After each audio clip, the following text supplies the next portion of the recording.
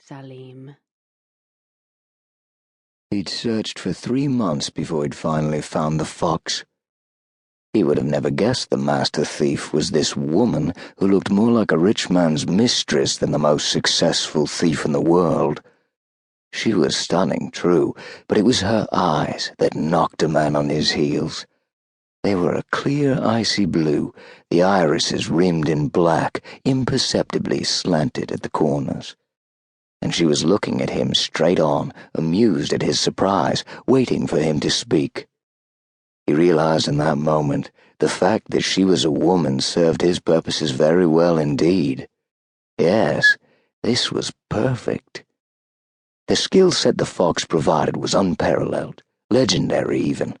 The best, he'd heard it from his father and several trusted men of his acquaintance. He wondered dispassionately if in addition to stealing, she was any good in bed. After they finished their business, would she want to go upstairs to his suite? He supposed he wouldn't mind. But first things first. He watched the waiter fill her flute with champagne. She raised the flute, tipped it toward him for a moment. No smile, only a rather bored assessment in her clear blue eyes. It shocked him. She found him boring. He watched her drink the champagne straight down, never taking her eyes off him, fully aware he was watching her every move. She slowly licked her lips. A signal? He still said nothing, merely signaled to the waiter to pour her another. She drank again, still silent. He knew all the men in the bar were looking at them, wondering what she was to him. How their expressions would change if he announced to the bar who and what she was. He sipped his Macallan, felt the smooth fire of the 64-year-old whiskey slide down his throat. When he'd finally found the fox, they'd corresponded through a coded email account utilizing a simple and elegant system of protection. They both had passwords to the account. Salim would write an email and save it as a draft, and the fox would log in, read the mail in the draft's folder, delete it, then write a response and save it to drafts. They'd been writing for weeks now, the messages short, direct. They'd scheduled this, their first and only meeting, last week, and the account had been dormant since. He'd believed he knew women, knew how they thought, knew how they negotiated to get what they wanted, but never had he gotten the slightest hint the fox was a woman. Amazing. He set his glass on the table. "Are you really the person I seek?"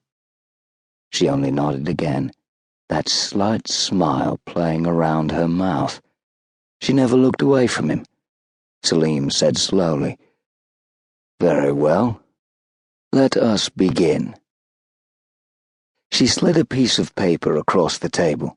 Her hands were slim and elegant, nails short and polished the palest pink.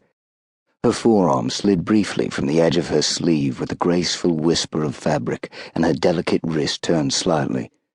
He saw generations of her ancestors in the sleek, unconscious movement, like a geisha serving him tea before she robbed him blind and slipped a knife between his ribs. He opened the slip of paper and kept his face still, not reacting to the number she'd written. Never in their emails had they discussed her price. He looked up to see her watching him, her eyes so blue he would swear that if he looked long enough, he would see the azure skies of his homeland.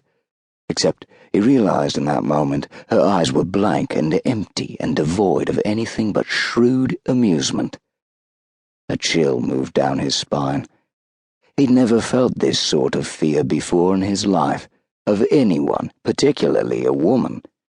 He hated it, yet it was there deep inside him, this knowledge of her, and with it was a corrosive fear.